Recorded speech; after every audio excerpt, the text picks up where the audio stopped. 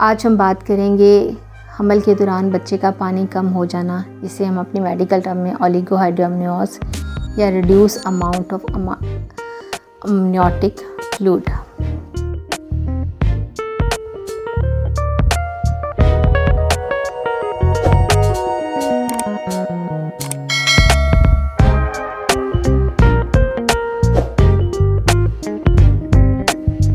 बिस्मिल्लाहिर्रहमानिर्रहीम। अस्सलाम वालेकुम। मैं doctor Rabia Naeem, consultant gynaecologist and infertility specialist.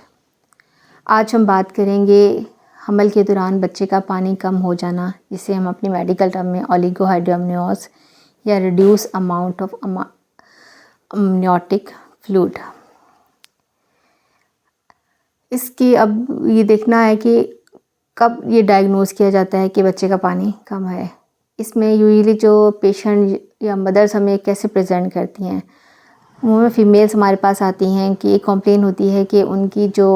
Tummy का साइज़ है वो उस लिहाज से नहीं बढ़ रहा जिस लिहाज से उसका हमल है, या उनकी ये कंप्लेन होती है कि उनको बच्चे की हरकत बिल्कुल महसूस नहीं हो रही, या महसूस तो होती है लेकिन बहुत कम होती है।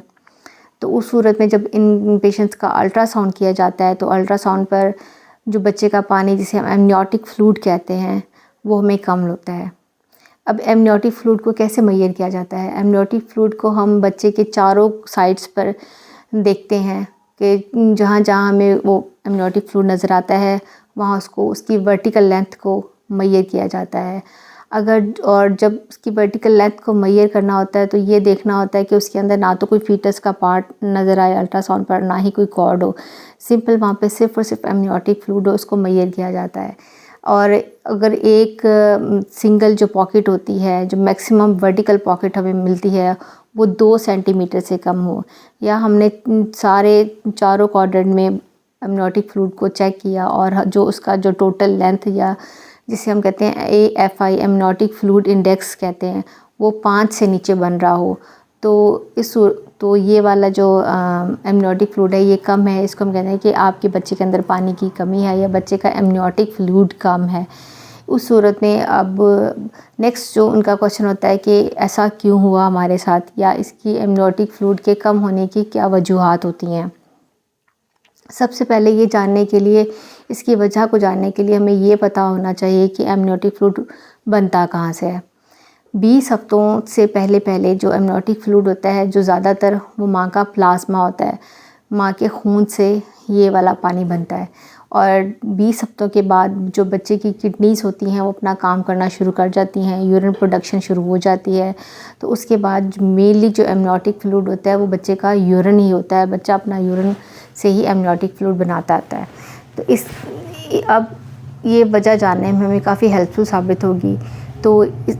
अब इसकी 4 बेसिक वजह हो सकती हैं। सबसे पहले कि जो एमनियोटिक फ्लूइड की जो प्रोडक्शन है वो बन ही कम रहा है। दूसरा कि वो बन तो ठीक रहा है लेकिन वो कॉन्टीन्यूसली लीक हो रहा है, या ऐसा है कि माँ ने कोई ऐसी ड्रग यूज़ कर ली है जिसकी वजह से जो बच्चे का पानी या एमनियोटिक फ्लूइड उसकी प्रोडक्शन कम हो गई है। जो सबसे पहली वजह होती है कि वो बन कम रहा है। 20 वीक से पहले अगर वो बेबी का स्कैन किया जाता है तो उसमें अगर एमनियोटिक फ्लूइड कम नज़र आता है तो ये क्लियर कट इंडिकेशन होती है हमारे पास कि जो बच्चे को जो ऑक्सीजन सप्लाई है, जब माँ से बच्चे को जो खून की सप्लाई है वो प्रॉपर नहीं है। यही वजह है कि प्रॉपर प्लाज्मा अंदर नहीं जाता और बच्चे का जो एमनियोटिक फ्लूइड है उस लिहाज से नहीं बन रहा जैसे बनना चाहिए। और इसमें जो मोस्ट लाइकली काज हमारे आती है वो है हाइपरटेंशन। हाइपरटेंशन में जैसे क्या होता है कि जो खून की नालियाँ होती हैं वो सिकुड़ जाती हैं, जिसकी वजह से प्रॉपर ब्लड सप्लाई बच्चे को नहीं जाती और जिसकी वजह से बच्चे का पानी भी कम होना शुरू हो जाता है। और 20 वीक के बाद अगर बच्चे का पानी कम होता है कि 20 वीक तक तो ठीक था लेकिन आफ्टर 20 वीक बच्चे का पानी कम होना शुरू हो गया, तो उस सूरत में मोस्ट लाइकली जो रीज़न होती है कि जो बच्चे की किडनीज़ होती हैं वो प्रॉपर फंक्शन नहीं कर रही, या तो वो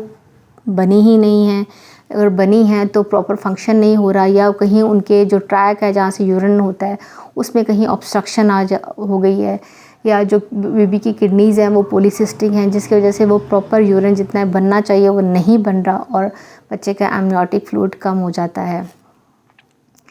और दूसरी वजह है, बाज़ औक़ात होता है कि लीकेज, आमतौर पे तो माँ को पता चल जाता है कि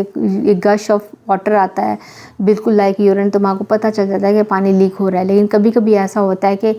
बहुत स्लोली बच्चे का पानी लीक हो रहा होता है, जो कि यूजुअली माँ उसको वाटर डिस्चार्ज या लिकोरिया समझ लेते हैं और उसको ज़्यादा लिफ्ट नहीं कराते या उसका ज़्यादा ख़्याल नहीं करते, जिसके नतीजे में आहिस्ता-आहिस्ता बच्चे का पानी कम हो जाता है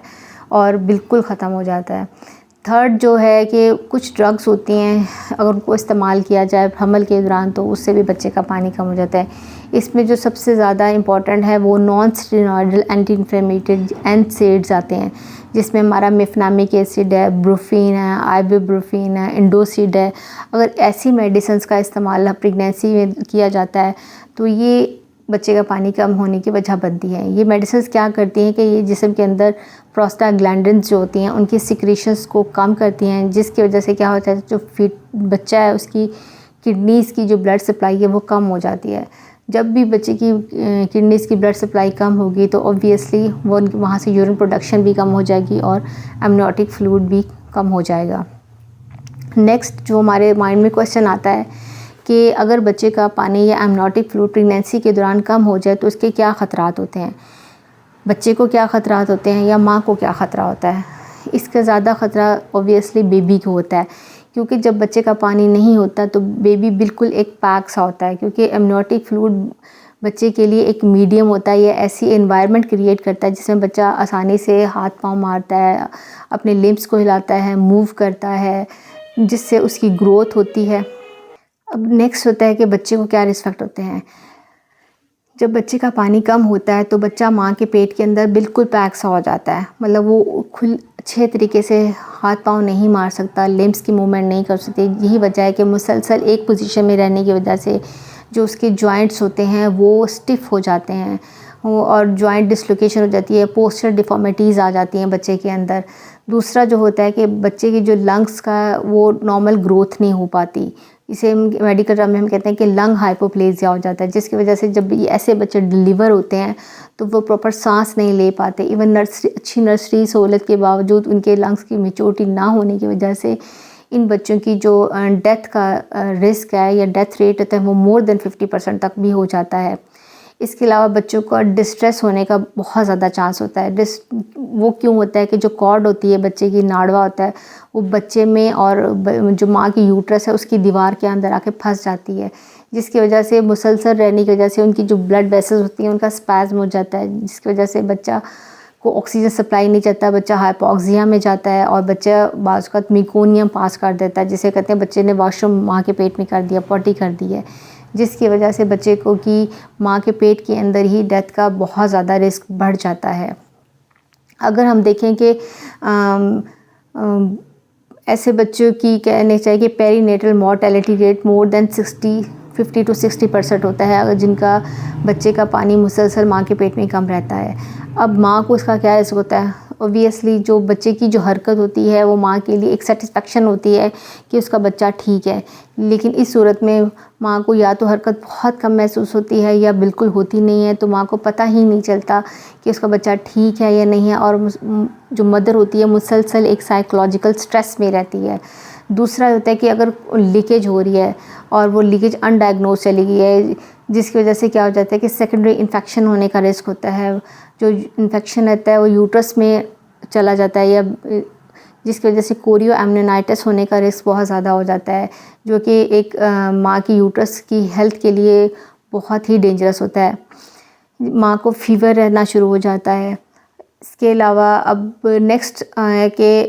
इसके मैनेजमेंट क्या करनी चाहिए, ट्रीटमेंट क्या होना चाहिए। ट्रीटमेंट हमारी होना चाहिए कॉज के मुताबिक कि वजह क्या है कि बच्चे का पानी क्यों कम है। अगर तो बच्चे की पानी बन ही कम रहा है तो इतनी जो बहुत सारी मेजर्स हैं जिससे हम बच्चे की एमनियोटिक फ्लूइड की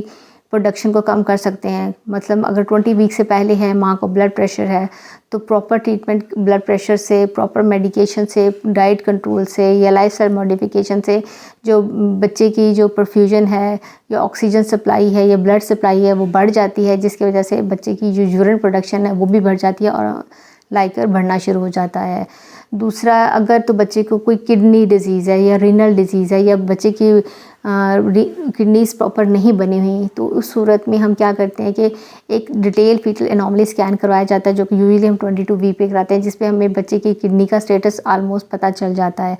उसके बाद एक क्लोज़ कोलैबोरेशन होती है, या एक मीटिंग रखी जाती है जिसमें पेरेंट्स को कहा जाता है कि वो एक पीडियाट्रिशियन से भी कंसल्ट करें, या रीनल जो डॉक्टर्स होते हैं, नेफ्रोलॉजिस्ट होते हैं, उनसे भी कंसल्ट करें, साथ गायनेकोलॉजिस्ट से भी कंसल्ट करते हैं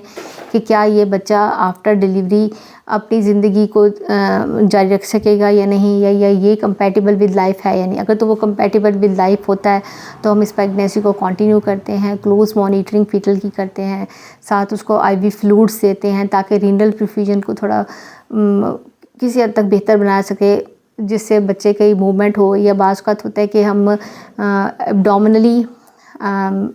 सिरिंज के ज़रिए या इंजेक्शंस के ज़रिए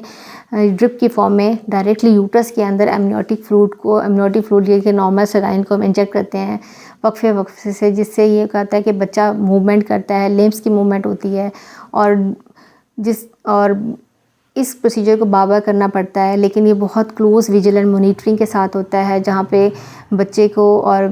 मदर को इन्फेक्शन का रिस्क तो होता है, लेकिन ये है कि सक्सेसफुल प्रेगनेंसी का चांस भी बढ़ जाता है। लेकिन अगर वो बच्चा या वो कंडीशन जो फीटस की किडनी के साथ है, वो लाइफ के साथ कंपैटिबल नहीं है, या ये बच्चा डिलीवरी के बाद उसके सर्वाइवल के चांसेस बहुत कम होते हैं, तो उस सूरत में हम एक और ऑप्शन होती है कि कपल्स को कहते हैं कि इस प्रेगनेंसी को हम टर्मिनेट कर देते हैं, ताकि एक तो जो मुसलसल साइकोलॉजिकल ट्रामा मदर को होता है वो ख़त्म हो जाता है और नेक्स्ट के लिए अच्छे चांसेस बन जाते हैं। थर्ड हमारे पास आ जाता है कि अगर लीकेज हो रही है, कि मुसलसल लीकेज हो रही है, तो अब ये देखना पड़ेगा कि लीकेज जब हो रही है तो उस वक्त जो प्रेगनेंसी का ड्यूरेशन कितना हो गया। अगर तो वो 20 वीक से कम है तो ज़ाहिर बात है 20 वीक से पहले जो बच्चे की एज ऑफ वायबिलिटी नहीं होती, यूजुअली जो एज ऑफ वायबिलिटी होती है वो 24 वीक के बाद होती है। तो उस सूरत में अगर 20 वीक से नीचे है तो उस सूरत में बच्चे की डेथ का रिस्क बहुत ज़्यादा होता है, बच्चे के अंदर पोस्टल डिफॉर्मिटीज़ का रिस्क ज़्यादा होता है, बच्चे के लंग्स मैच्योर नहीं होती। तो उस सूरत में भी ऐसी प्रेगनेंसी को यूजुअली अबॉर्ट कर दिया जाता है या उसको ख़त्म कर दिया जाता है, क्योंकि इसमें जो फीटल की मोर्टेलिटी के रिस्क होते हैं वो बहुत ज़्यादा होते हैं। लेकिन अगर क्लोज मॉनिटरिंग हो रही है या उसकी है कि ब्लाइकर वॉल्यूम बढ़ना शुरू हो गया है, हम 1 to 2 वीक का उसको इंटरवल देते हैं। अगर तुम्हें अच्छे रिज़ल्ट्स मिल रहे होते हैं तो इसको कंटिन्यू करते हैं। अगर हमें अच्छे रिज़ल्ट नहीं मिल रहे होते हैं अपनी सारी मेजर्स के बावजूद, तो उसके बावजूद और जो लीकेज है वो भी कंटिन्यूसली हो रहा है, तो उस सूरत में इस प्रेगनेंसी को टर्मिनेट कर दिया जाता है। लेकिन अगर बेबी एज ऑफ वायबिलिटी पे पहुंच गया है तो उस सूरत में ऐसे पेशेंट को एडमिट किया जाता है, जहाँ पे उसकी मदर की ब्लड टेस्ट किए जाते हैं, जिसमें ये चेक किया जाता है कि इन्फेक्शन तो नहीं हो रहा। दूसरा, कॉन्टीन्यूसली बच्चे की इलेक्ट्रॉनिक हार्ट मॉनिटरिंग होती है, स्कैन किया जाता है, जिसमें अमाउंट ऑफ लाइकर को मुहैया किया जाता है कि डेली बेसिस पे वो बन रहा है। ऑब्वियसली वो बन रहा होता है। तो 1 to 2 वीक के बाद बाज़ का होता है कि जो लीकेज है वो भी सील आउट हो जाता है, लीकेज होती है और अमाउंट ऑफ लाइकर भी बढ़ना शुरू हो जाता है। तो ऐसे पेशेंट को कंजर्वेटिव रखा जाता है तब तक कि वो बच्चा टर्म तक ना पहुँचे, मतलब 32, 33, 34 वीक तक ना चला जाए। जब वो इस टर्म पे चला जाता है तो वहाँ पे डिलीवरी प्लान कर दी जाती है, ताकि मज़ीद माँ को रिस्क से बचाया जा सके और बेबी को भी रिस्क से बचाया जा सके। लेकिन अगर ये लीकेज नियर टर्म है, 36, 37 वीक पर है, तो उस सूरत में हम बेबी के जो डिलीवरी प्लान कर देते हैं ताकि विदिन 24 आवर बेबी डिलीवर हो जाए। लेकिन अगर वो टर्म पर है, 37, 36 वीक के हैं, तो उस सूरत में हम डिलीवरी प्लान कर देते हैं ताकि बेबी को डिलीवर कर दिया जाए within 24 hour under the cover of antibiotics.